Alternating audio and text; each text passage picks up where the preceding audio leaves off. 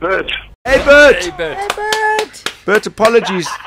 Yes, it's Darren. Exactly what time in the morning can we phone you, Bert? Because apparently 8:30 is too early. No, about 9 o'clock. 9 o'clock. Yes, no. That hour there is for, playing and all that, No, but Bert, sun comes up in Durban at 4 o'clock in the morning. That's like 5 hours of sunshine already you're missing.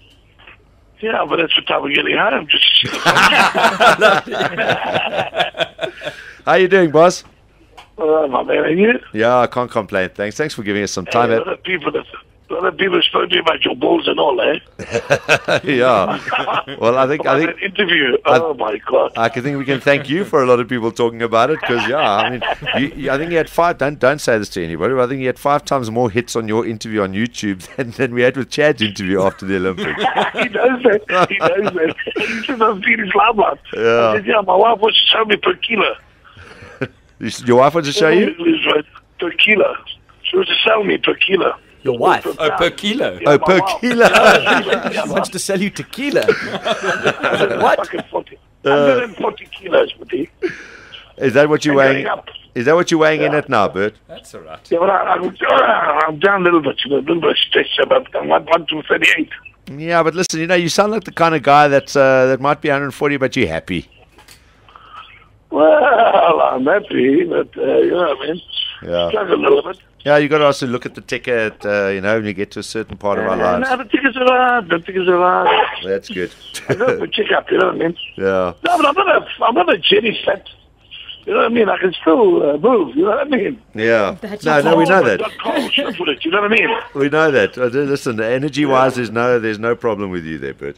Yeah, there's no problem. But you want to talk to my boy? I was I also wanna- lucky to chat to Yes, you it's just to you. before we hand over to Chad, because we haven't spoken to you since that day on the streets of London. So how's life been for you?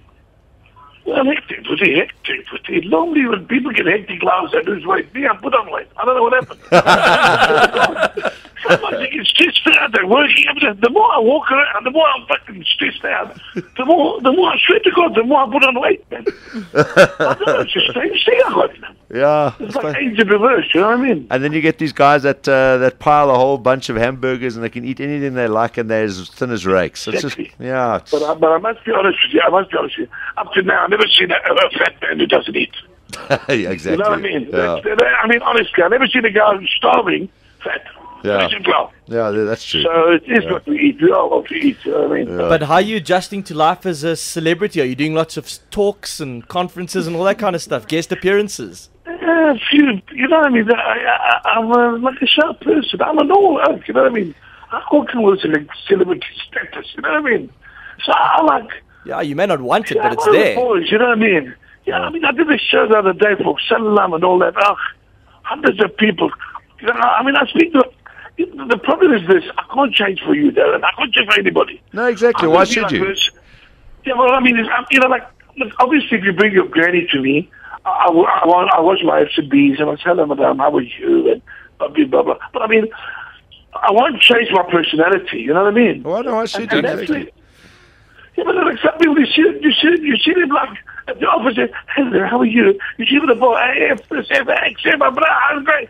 I mean, it's just two different people. So she's with your brother. Not the same oak. But that's You know why what I mean? that's why people like as you say, some of those guys want you to come and talk to them because you are high on life, and that is the one that is a very inspiring thing. There's no airs or graces, there's no act. It's just high on life. My baby, do you have children, don't you? Yeah, I've got a light here, a little one. Yeah. Let me tell you something, my friend. When your son or your daughter makes, I don't care what the level is, the under 13, A, B, C, Z, it's the difference, the level of, you're going to have a little party and say, can you believe it? Little Darren, she made the basketball team, or, you're not the netball team, you know what I mean? But No, I hope my lighty doesn't make the netball team. That's my biggest fear. No, I don't mind if your son is like that. I don't mind. As long as they're my son, you know what I mean? I'm not anti those people. I like them. There's nothing wrong with it now, Bert. Come on. Yeah, there's nothing wrong with it, but that's not my son, please. Oh, my goodness. Anyway, that's me. I know that in your studio there's a few gay people. I've got a lot of gay friends. Yeah. Some of the photographers, if they're listening, they know. I hug them and hello, my darling, and all that. I love myself, of course. I don't care. Nothing wrong. I've got no complex like that. Absolutely. But in saying that, you know, like, I just don't want my life to be like that. You know what I mean? Yeah. My son has to be like that, that's all, you know? Yeah, but well. in any event, the life in the fast lane, I don't know, it's a bit hectic. You're a proud dad, and that's exactly the point. Going back to that, when your son or your daughter makes out at 13, I promise you, I hope it's 18. You're going to tell me, you're going to finally say, you know what, Bert, you're going to say, like, never mind with the Olympics. They said, how did you behave? I held myself back. I felt like throwing myself on the floor and bashing myself. It was unbelievable. You know what I mean? Do you understand? Yeah. To win the gold medal, but it's something, even now, I watch the replay. You think I'm talking about myself? I watch the replay. He's not here. I watch the replay of very DSTV things. I watch the replay, and I promise you I cry. Yeah. Because it's overwhelming. And you know what? Whichever way you look at it, it's overwhelming. It's overwhelming. And like the guy said to me, when my son got a job the other day, a friend of mine, he says, I was so happy. He says, I don't know how you feel. Exactly. Exactly. Same feeling. Proud dad. Yeah, you know. There we go. It's just the how many times magnified, you know what I mean? Well, the nice thing is every time, we've only spoken to you twice on the radio, 3 times on the radio. Have we spoken to Bert 3 times already? The third time. Third time we're speaking to you, and every time, I look around everyone and they've got a big smile on their face. So there it is. It's you bring a smile to people's faces. It's always nice to speak to you, Bert. And we look forward to maybe heading down one day and just coming and having a braai at your house. Yes, but all right. Prepare your liver. Prepare your liver, my boy. All right. Did you have that ox? Did you have that ox, Bert? Hey, but I'm sorry. Stop it. Don't sit on the air. Oh, my God. I haven't contacted that yet. Oh, my God. That ox must be a fucking... Yeah, you must. I think he's going to send me a bill for feeding the bloody thing. Go and collect your ox. Don't mention that. Oh, okay, Okay, cool. All right, let's have a quick chat. You guys are on the way to the pool right now, eh? Yeah, we're on our way. All right, cool. Cheers. Thanks a lot, Take care, Bert. Bert. Look after yourself, man. All right, let's catch up with Chad. Chad! How's it, Bert? Jeez, boss. At 1,000 miles a minute, your dad, eh? Jesus, wait, are you talking to, I think, like a... Oh, yes, where are you going, Dad? No. What's going on? Hello? Chad? How's it? I can hear you, sorry. How you doing? Yeah, well, no, it's just my dad, you know? He's great. He's great. Yeah. I got the keys. Yeah, he's an old man, this like. 1,000 miles a minute, your dad. He is, I know. I honestly thought he was talking to someone like one of those old friends of his from long time. Well, we kind of are like old friends. The third time we've spoken to him, and known him for fascinating man, absolutely fascinating man. So proud of you as well. And how's life treating you since you've got back and done matric dances and all kinds of things, and the whole world wants Chad Le Clos, and I know we chatted to Rake a little bit about how difficult it is. Well, not difficult, but how you got to be really disciplined in sort of trying to keep focus because everyone wants a piece of you. Yeah, no. I mean, look, I honestly thought it would be a lot easier, coming back, and I thought that everything would be cruising and coming back and just enjoying it. But I think really since I've come back, it's been completely non-stop. I mean, since I spoke to you guys last, it's been absolutely crazy. Flying all around the country and doing talks here and there. And I think, like Rake said, you have to be focused on what you want, and it's important to portray the right image. Yeah. So, like for me, I'm just staying true to myself. And I mean, as you spoke to my dad, it's he's himself. So I mean, we're not going to change for anybody. So, but I mean, that's the thing. Why change? And even with yourself as well. I remember, going back to when we chatted to you in your room and stuff, and just your whole demeanor. Anyway, when you say you got to portray the right image. I mean, Chad Le Clos. We met him before the Olympic Games. That's the image that people, I think, enjoy about Chad Le Clos. No, for sure. Like my dad's always taught me, you got to stay true to yourself. And I mean, I honestly sometimes forget. Like, I mean, I'm walking around and I actually forget that I won the Olympics. I mean, it sounds crazy, but like I actually do. I actually think like, I mean, look, for me, I have other goals that I want to achieve, for swimming. So I think maybe that's why it doesn't feel like I've achieved everything I want to achieve. So I don't know. Like for me, it's almost like I still have the world champs in 6 weeks' time, and I'm kind of preparing for that. And I mean, I'm walking around, and I'm like, okay, like I feel like it's still that boy that's just in the school that's still training for the Olympics. If I'm honest. Well, that's perfect because I mean, you know, from that point you went on to win an Olympics, and it's only just starting for you. I mean, there's just so much more that's coming. As you say, more Olympic Games, World Champs, all that stuff as well. I mean, and also I noticed how busy you were when you got back, and then you had to go into that World Cup event.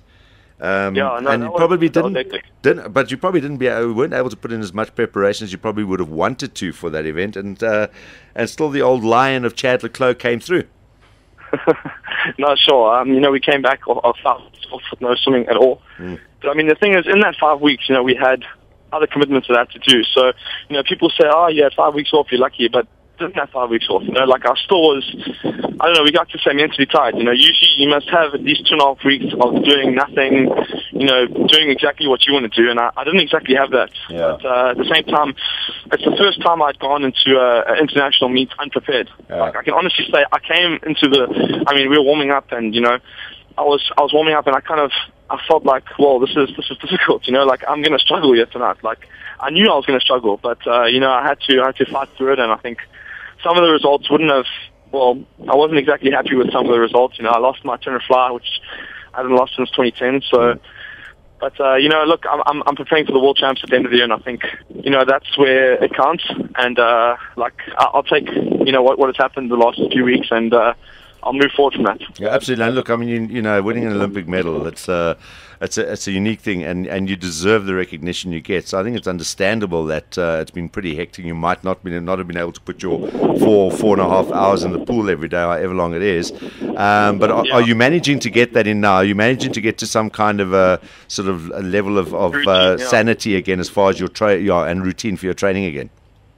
Yeah, no, definitely. We've, you know, I said from yesterday. From Monday. Yeah. I started at 5 o'clock again in the morning. You know, I decided to go to the earlier session just because I wanted to get that focus back, because usually we train at 6:30. So I decided to get back into the early morning group just to remind myself what it took, you know, to get there. And, you know, I started really hard. We hit like 7.5 Ks yesterday afternoon. I mean, I'm going from absolutely nothing to like 7.5 of butterfly and breaststroke and backstroke. And I mean, I'm struggling a bit, but I think, you know, each session, you know, for me, it's important to judge myself by other people. And, you know, I have a guy that's training really well, Miles Brown. You know, he unfortunately just missed out on the Olympics. He's swimming awesome, and I think you know, I'm a little bit off from now, but I mean each week I'm climbing back up. So you know, that's how I kind of judge myself.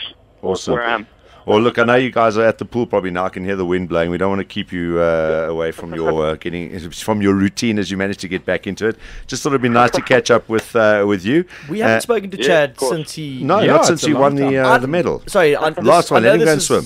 This is no problem. This is a bit old, and you must have been asked this a lot. But what did Michael Phelps say to you when you got out the pool?